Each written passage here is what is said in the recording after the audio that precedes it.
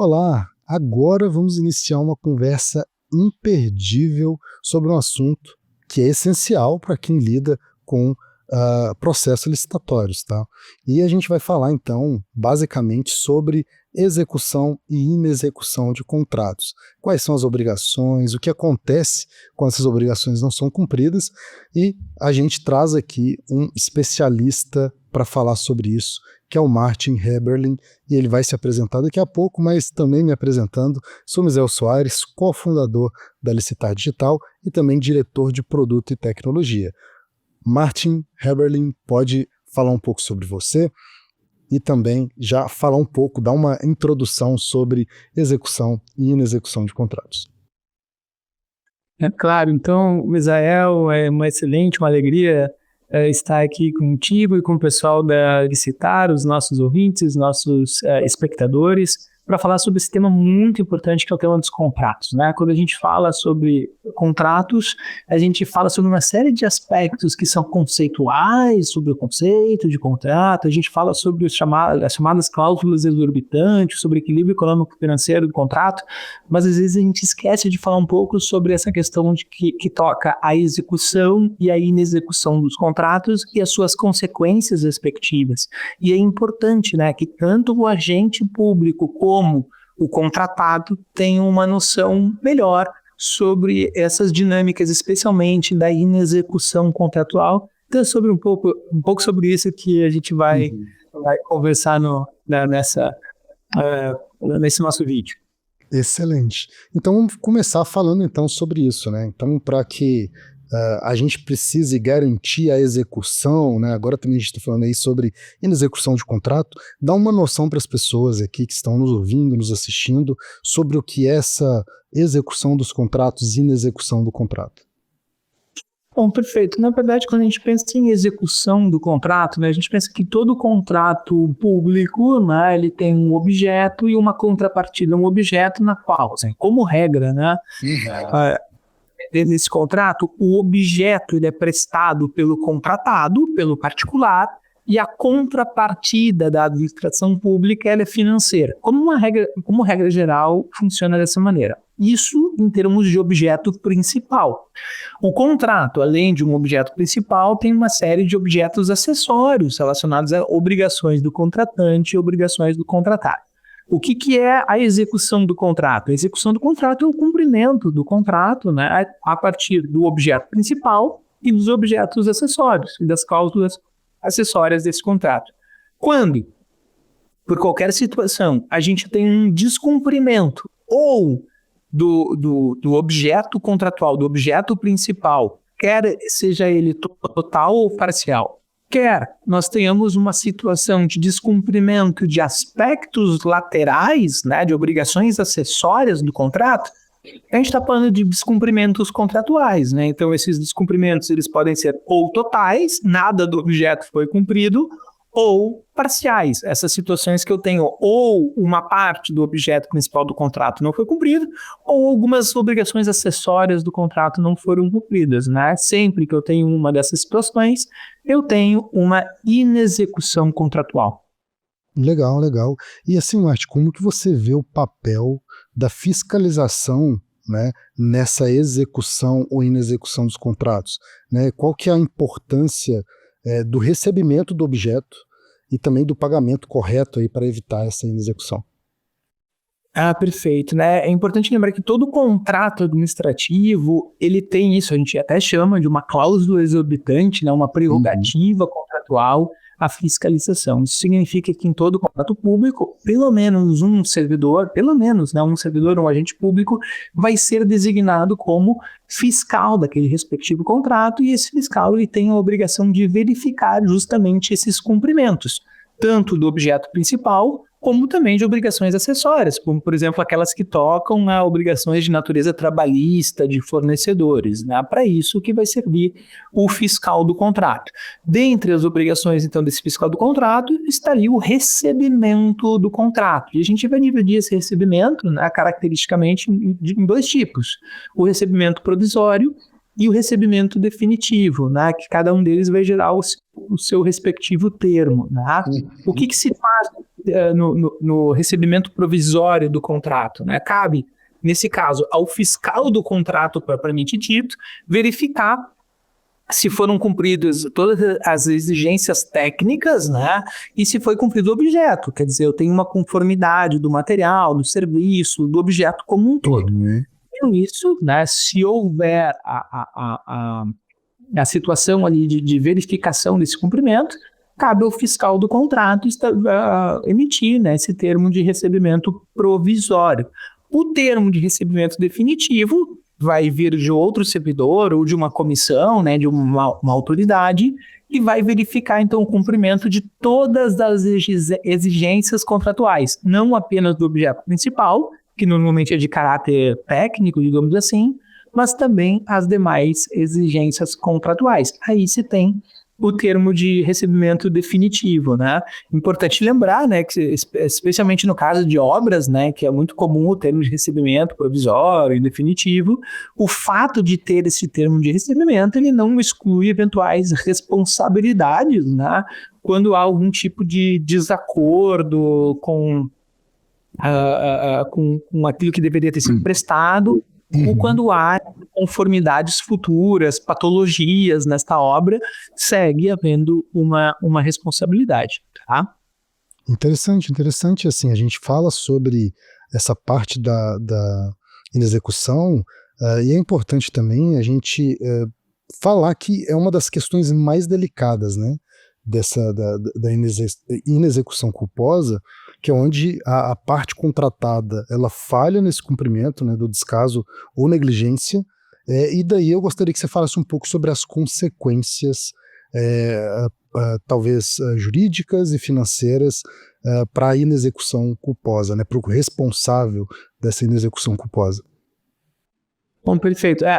É importante falar que a inexecução culposa, né, ela não é necessariamente uma inexecução culposa do contratado, né? Pode, às vezes, acontecer uma situação de não ter culpa do contratado e ter alguma culpa da própria administração pública, né? Então, quando a gente pensa a inexecução culposa, do ponto de vista assim, conceitual, de que a gente está falando? De uma situação em que houve um ilícito contratual. Esse ilícito contratual significa uma negligência, uma imprudência no cumprimento das obrigações do contrato. Tá? Então, é interessante, se a pergunta é sobre consequências, é pensar o seguinte: eu tenho as situações em que houve culpa do contratado e situações em que não houve a culpa do contratado. Né? Que quando o descumprimento acontece sem culpa do contratado, por exemplo, uma extinção do contrato por motivo de interesse público ou uma extinção do contrato por motivo de caso fortuito, força maior. O que acontece? A administração pública vai ter que indenizar o contratado, vai ter que pagar por todos os custos de desmobilização do contrato. Isso é muito importante, especialmente em contratos de obras, né? Imagina que o fornecedor lá, a empreiteira, tem uma série de pessoas trabalhando numa trilha fora, às vezes, do seu estado de sede, né? Então eu tenho que rescindir contratos de trabalho, eu tenho que rescindir contratos relacionados à desmobilização mesmo, como, por exemplo, aluguel de casa, aluguel de hotel e assim por diante. Então, esses custos todos, eles precisam ser indenizados pela administração pública. Outra coisa, os contratos públicos envolvem uma garantia. Nesses casos em que não há culpa do contratado, a garantia tem que ser devolvida, né? Aquela caução, o seguro, né, tem que ser devolvido. E, obviamente, que o poder público tem que pagar por toda a execução do contrato até onde foi executado, tá? Agora, se houve culpa do contratado, e aí eu chego na tua pergunta, essa situação muda de cenário. Por quê? O poder público vai poder assumir o objeto, vai poder ocupar o local, quando se falar de uma obra, por exemplo, utilizar o local, ocupar o local, e não tem que se falar em indenização para o contratado, eventualmente a gente vai falar de indenização contra o contratado. Uma indenização muito comum nesses casos é aquela em que o contratado se obriga, né, então, a indenizar os custos para o término de uma obra, se for uma obra, ou o fornecimento, se for o caso de fornecimento. Para que isso aconteça, o poder público pode reter crédito, do contrato, porque os contratos têm um saldo, né? Tem lá o crédito do contrato, então aqui esses saldos vão ser retidos para pagamento de contratos futuros que tinham aquele mesmo objeto, de multas sancionatórias. A garantia, ela deve ser executada, né? Então, se tinha lá um seguro, esse seguro vai ser de fato utilizado, né?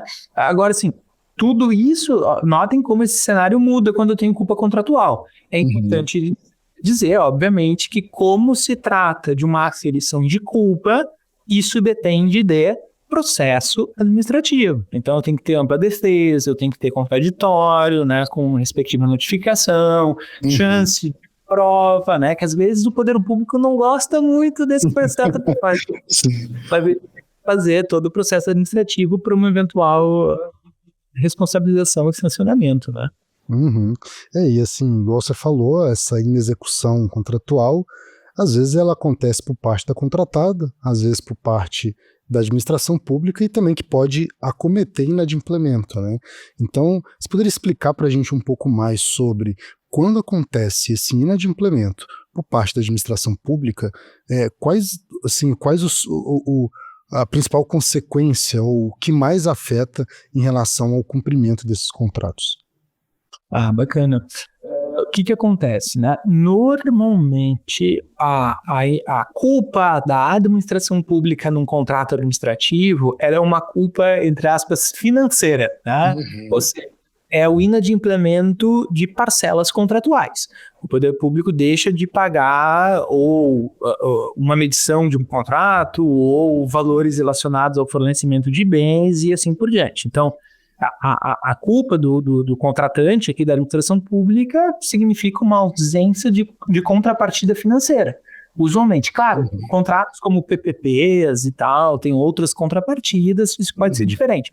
Mas normalmente a gente está falando de quê? Ou o não pagamento da administração pública, acontece bastante, ou, né, ou o pagamento em atraso, acontece com mais frequência ainda, né? Pagamento com atraso da administração pública é algo bastante frequente, né? Espero que não aconteça com os clientes do licitário, né?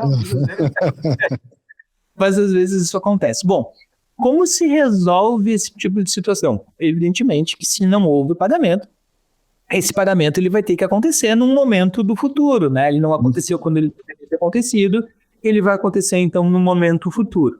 E aqui uma discussão importante, Misael, tudo bem, não pagou quando deveria pagar, então vai pagar no futuro. Eu tenho duas situações aqui. Uma situação é de atualização monetária. Né? Se a gente estiver falando de um pagamento que vai acontecer 3 anos, 4 anos, 5 anos depois, há uma desvalorização da moeda ocasionada pela inflação, ela tem que ser compensada. Tá? Mas também tem aqui um custo da privação da moeda. Né? Digamos que o contratado lá, se tivesse recebido quando deveria ter recebido, ele poderia ter feito investimentos em relação a aqueles valores no próprio negócio, investimentos financeiros, que ele foi privado disso. Então, há um aspecto sancionatório aqui que se resolve com juros. Tá?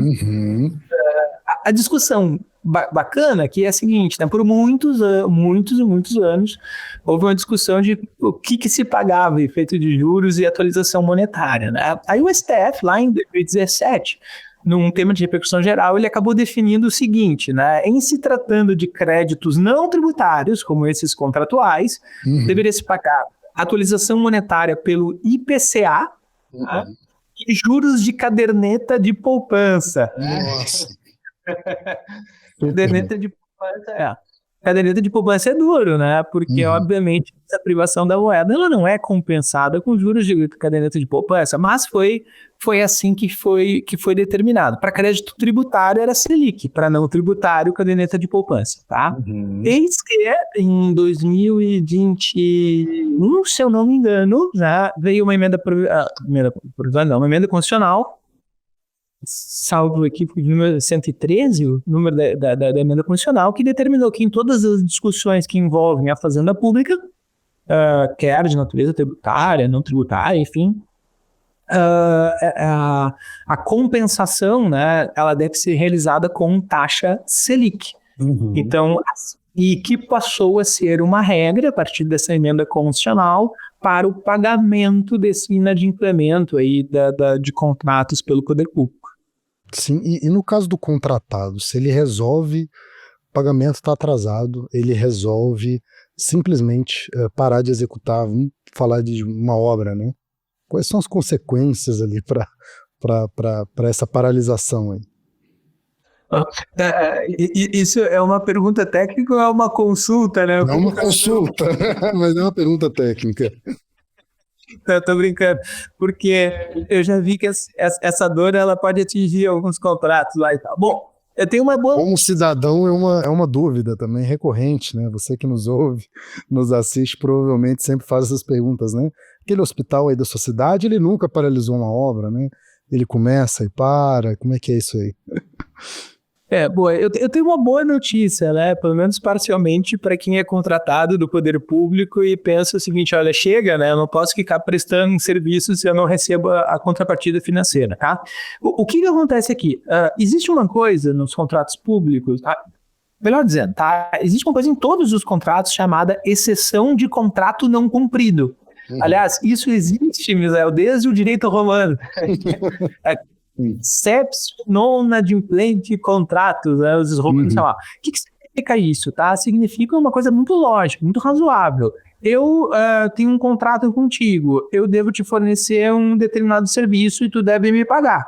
Tu não me paga, eu deixo de ter obrigação de fornecer o serviço, certo? O nome disso é exceção de contrato não cumprido. Por que se chama assim? Porque eu estou excepcionando o cumprimento do contrato, dizendo o seguinte, cara, tu não cumpre o teu contrato, eu não vou cumprir o meu. Exceção de contrato não cumprido. Qual é o problema?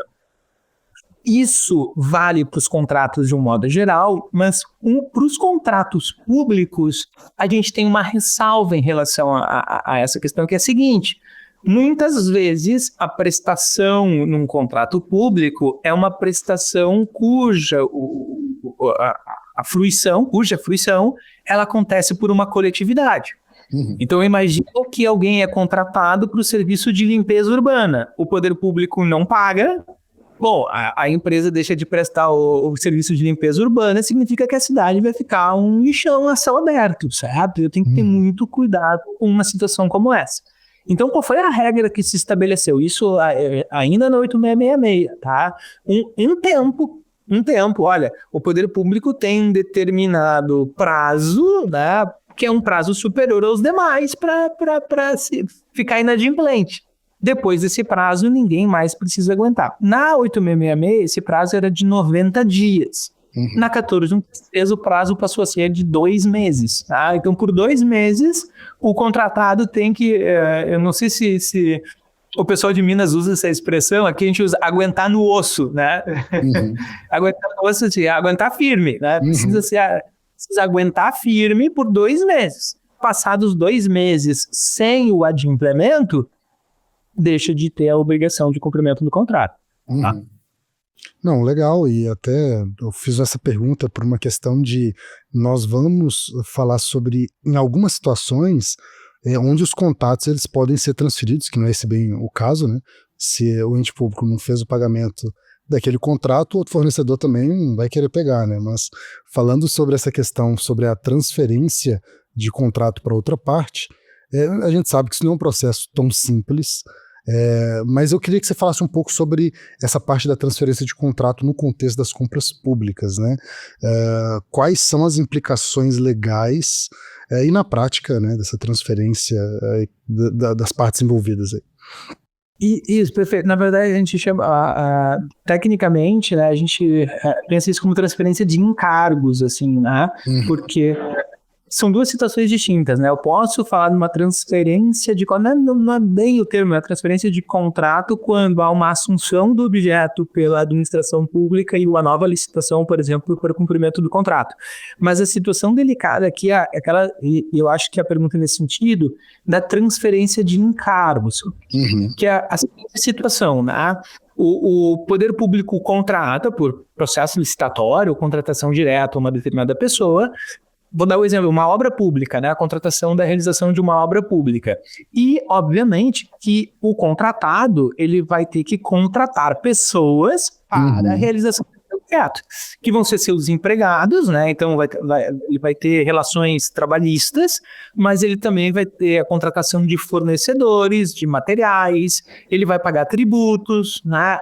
A discussão que se coloca é a seguinte: e se o contratado, o privado, né, não paga os seus empregados, não paga verba trabalhista, não paga encargos previdenciários, não paga fornecedor, não paga tributo? Essa obrigação que o contratado tinha, ela é transferida para o poder público ou não? Essa é uma situação bem interessante. E sobre isso, houve uma modificação ao longo do tempo. Eu vou tentar ser assim, bem sintético, porque isso aqui, a gente está falando de anos e anos de discussão, na verdade, especialmente no STF, tá? Mas, numa síntese, tá? A primeira coisa que a gente tem lá na 8666, a época era o artigo 71, que estabelecia o seguinte, tá? Para encargos trabalhistas, fiscais e comerciais, né, de direito privado, não haveria uma transferência para a administração pública. Eu não poderia falar em transferência. Então, se o contratado da administração pública ele não paga uma verba trabalhista, essa verba trabalhista ela não pode ser paga pelo Estado. Né? Digamos que aquela relação fica entre o contratado e o seu empregado. Tá? Já em relação a encargos previdenciários, a lei já previa, no parágrafo 2º do artigo 71, a solidariedade nessa responsabilidade. Ou seja, o Estado era tão responsável pelos encargos quanto o próprio contratado. Tá? Bom, por que isso mexe, digamos assim, né? Porque tem toda uma controvérsia. Primeiro, o STF diz que a 8666 nesse aspecto era constitucional e tal, só que o TST montou um entendimento, né? Isso é simulado, uma súmula conhecida lá, chamada súmula 331, né? Dizendo que se a administração pública deixa de fiscalizar o pagamento, a administração pública, o pagamento de verbas trabalhistas, né? A administração pública ela é responsável. E aos poucos, a jurisprudência do STF começa a se modificar nesse sentido. Até que se chega assim, a um momento de que o STF, digamos assim, concorda com esse entendimento do TST e estabelece o seguinte: bom, em se tratando de encargos trabalhistas, existe uma responsabilidade da administração pública que ela é subsidiária. O que significa isso? Primeiro, o empregado deve buscar do empregador. Se o empregador não conseguir pagar, a administração pública é responsável. Nos casos em que não houve fiscalização da administração pública, tá? Em relação aos cargos previdenciários, esses sempre se soube lá que é solidário. Não havia dúvida sobre esse, tá? Bom, isso ficou consolidado, Misael, até chegar o último momento da nossa novela, da nossa história, tá? Até chegar ao último momento, que é qual?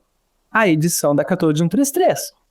E a 14133 estabelece uma disciplina que é, olha, ela é muito contundente no sentido da não transferência de encargos, tá? Isso está lá no artigo 121 da lei, com uma exceção, tá? Então ela vai dizer assim, olha, que nos contratos de um modo geral da administração pública não tem que se falar em transferência de encargo. Não existe transferência de encargo, exceto numa situação, que é a situação dos contratos de serviço contínuo com dedicação exclusiva de mão de obra.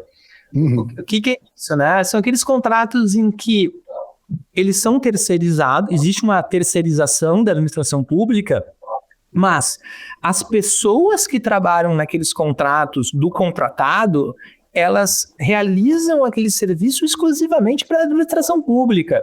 Um exemplo característico aqui é que serviço de limpeza em prédios públicos, eles costumam ser terceirizados, certo? Então, O pessoal que trabalha na limpeza dos prédios públicos costuma ser de uma empresa contratada pelo poder público. Ali, aquelas pessoas, elas estão todos os dias no prédio público, são as mesmas pessoas, são conhecidas ali da administração pública, dos prédios públicos, que trabalham com dedicação exclusiva. Nesses casos, é a exceção, tá, lá do artigo 121, se houver uma falha da administração pública na fiscalização do pagamento das verbas trabalhistas, né, aí haverá a responsabilização, que segue sendo subsidiária para encargo trabalhista, ou seja, primeiro empregador, depois a administração pública, e no caso dos encargos previdenciários é solidário. Quer dizer, encargo solidário, a administração pública e o empregador vão responder da mesma maneira. Então isso aqui, numa síntese, né, é o cenário que a gente tem hoje no Brasil sobre transferência de encargos. Eu estou muito curioso para saber o que os tribunais vão dizer desse artigo 121 no futuro. Sim. Não, muito interessante. Foi uma síntese bem analítica. Deu para ter um bom panorama sobre esse tema. E aí, para fechar em relação a esses itens um pouco mais complexos, eu gostaria que você falasse sobre as formas de extinção e as implicações delas. Perfeito. Bom, eu costumo dividir, mas aí isso não está na lei, Misael, mas é uma maneira didática, lá para os meus alunos da graduação, né, e tal. Só, olha, gente, vamos considerar o seguinte, né, contratos, eles podem ser extintos ou por fatos supervenientes ou por atos supervenientes. Óbvio, é sempre superveniente, afinal de contas, a extinção do contrato, ela tem que ser depois do início do contrato, né? Exatamente. É uma questão lógica, né, mas o que importa aqui é ou por alguns fatos ou por alguns atos, né? Quais são os fatos? Cumprimento do objeto, isso é a situação almejada, desejada, né? Quisera, sempre fosse dessa maneira. O que é o cumprimento do objeto? Tem a prestação do objeto, tem o pagamento pela administração pública, existe a extinção do contrato. Outra situação que também ela é desejável, digamos assim, há alguns contratos que eles são por prazo determinado, né? Então eu tenho lá um fornecimento de um serviço pelo prazo de 6 meses, de 1 ano, terminado o prazo do contrato, eu tenho a extinção daquele contrato, tá? E tem uma outra situação assim que é fática, que é a chamada extinção do objeto. Né? Eu tenho lá uma questão de um contrato e por algum motivo de força maior, um caso fortuito, o objeto ele é desaparecido, ele é eliminado, né? Então, digamos, a pavimentação de uma obra, de um asfalto, que foi um asfalto de uma ponte que nessas enchentes aí do Rio Grande do Sul, a ponte se desmoronou. Eu não tenho mais objeto, não tenho mais aquele contrato, então existe ali a extinção do contrato, né? Fora isso, a gente vai falar de atos que extinguem contratos, né? Os contratos podem ser extintos por atos unilaterais da administração pública, por atos bilaterais não é muito comum, mas pode acontecer, né? Quando existe o chamado distrato, e aí tem outras situações que são a anulação do contrato, decisão judicial que extingue o contrato, né? Então são algumas situações de atos que extinguem os contratos públicos, né? Basicamente esse é o regime de extinção, digamos assim, dos contratos. E como que você consegue visualizar, né, nessa atuação tecnológica? A gente falou sobre uma série de procedimentos. Como que você acredita que as ferramentas digitais podem ajudar nessa parte, tanto do acompanhamento dos contratos, da execução, e também para prevenir aí na execução dos contratos? Excelente pergunta, né? Cada vez mais a gente tem que usar o auxílio das tecnologias, das diferentes tecnologias, para trabalhar com aquilo que o elemento humano falha, né? Muitas vezes. Então, um aspecto interessante, né, que já funciona, por exemplo, há anos com os tributos, né, aqueles tributos que a gente chama de lançamento por homologação, chamado, né? A gente situações em que, claro, aqui como uma analogia, né? A gente tem situações em que medições contratuais, por exemplo, elas podem ser viáveis, né, a partir de um preenchimento do próprio contratado, de uma série de requisitos no sistema, e há uma verificação posterior daquele cumprimento daqueles requisitos, né? Outra coisa bastante importante, a digitalização, né? Eu sou um entusiasta do PNCP. Numa conversa que eu tive aqui com a Licitares, acho que ficou bem caracterizado, justamente porque o PNCP levou para o ambiente digital aquilo que antes às vezes ficava meio escondido num processo de autos físicos, numa prateleira da administração pública. Hoje, o próprio acompanhamento contratual, ele pode ser realizado por sistemas digitais. Assim, respondendo a tua pergunta, eu acredito que tem um emblema que responde a tua pergunta, e esse emblema é o chamado BIM nas contratações públicas. Quando a gente tem a institucionalização dessa modelagem de construção informatizada, né, que é o BIM, eu consigo uma verificação em tempo real. Olha que bacana isso, né? Em tempo real, eu consigo verificar qual é a fase do projeto daquela obra pública e qual é a fase de execução daquela obra pública. O que me permite também, Misael, fazer pagamento por eficiência. Né? Então, uma coisa que eu acho que vai funcionar bastante, espero, né, no futuro, são esses contratos de eficiência com pagamentos de bonificação quando o contratado cumpre o contrato ou de acordo com o projeto ou de uma maneira mais séria que o projeto. A melhor maneira de fazer isso é usando essas novas tecnologias de verificação. Acho que o BIM é o melhor exemplo para demonstrar a importância da tecnologia na fiscalização e cumprimento de contratos públicos, né? Que é justamente o que eu pergunto.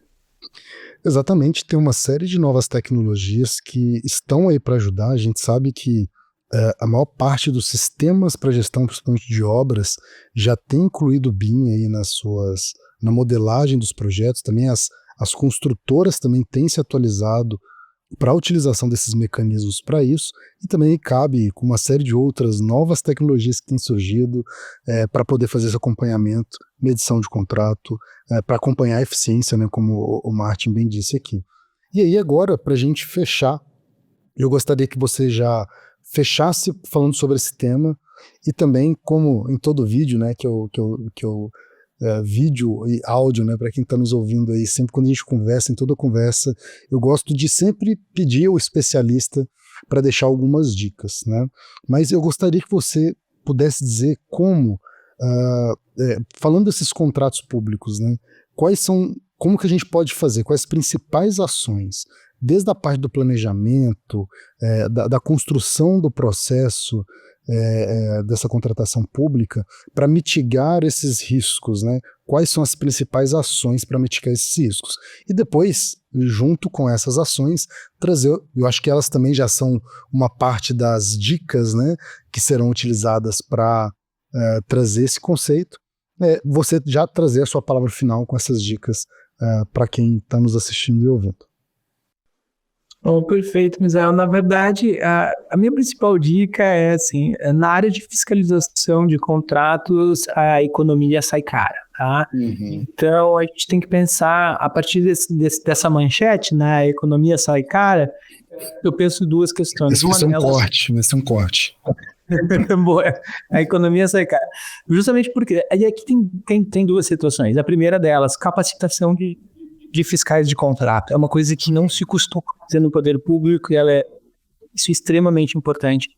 E a segunda é a multidisciplinariedade na fiscalização dos contratos, né? Se pegar um profissional que até pode trabalhar com contratos públicos, assim, como eu, para fazer a fiscalização de um contrato de obra pública, vai ser uma tragédia, porque eu não conheço de obras públicas, não conheço de obras de um modo geral, né? Então, se a pessoa acredita que qualquer um da administração pública pode realizar qualquer fiscalização de qualquer contrato, essa pessoa está errada, né? Para isso, bom, e aí alguém vai me dizer, há administrações públicas que não contam com recursos humanos que sejam de áreas diversificadas. Bom, para isso existe o contrato de supervisão.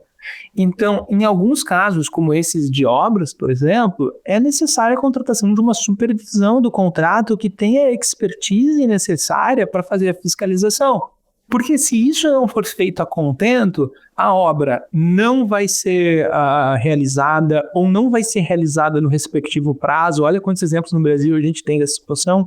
Ou pode acontecer o fenômeno do superfaturamento de contratos administrativos, porque se a pessoa não tem expertise para verificar o quanto está sendo cumprido, ela vai ser enganada. Então, por isso que a economia nessa seara sai caro. A minha sugestão, então, nesse caso, não tem muita saída. É capacitar fiscais e utilizar fiscais com a expertise necessária de acordo com o objeto do contrato. Essas são as minhas duas principais dicas aqui para que a gente tenha. E aí a gente consegue, né, com isso, assim, fazer um fechamento dizendo para que a execução do contrato aconteça tanto do seu objeto principal como das suas obrigações acessórias. Tudo que não se deseja na administração pública é uma inexecução contratual. A porta, né, que convida à inexecução contratual é justamente a ausência de fiscalização ou a ausência de fiscalização capacitada. Né? Para que isso não ocorra, essas duas dicas elas são de ouro para a administração pública. Tirou da minha boca, eu ia falar, são realmente dicas de ouro. Normalmente a parte de capacitação é o que tem faltado, tenho percebido na administração pública, desde o agente de contratações ao fiscal do contrato, que vai executar os procedimentos necessários, né, para poder seguir em relação a isso. Martin, mais uma vez, né, convidado hiper especial, muitíssimo obrigado por compartilhar com a gente aí o seu conhecimento. E para vocês, né, que nos assistiram, nos ouviram, obrigado pela audiência, por estar aqui conosco. Espero que esse conteúdo sobre a parte de execução e execução de contratos tenha contribuído no seu conhecimento também, no seu dia a dia. E eu peço mais uma vez aí que sempre a gente pede aqui para você poder curtir, compartilhar, comentar aí em relação a esse conteúdo para os seus amigos, para que eles possam acompanhar também. Um forte abraço, até o próximo episódio.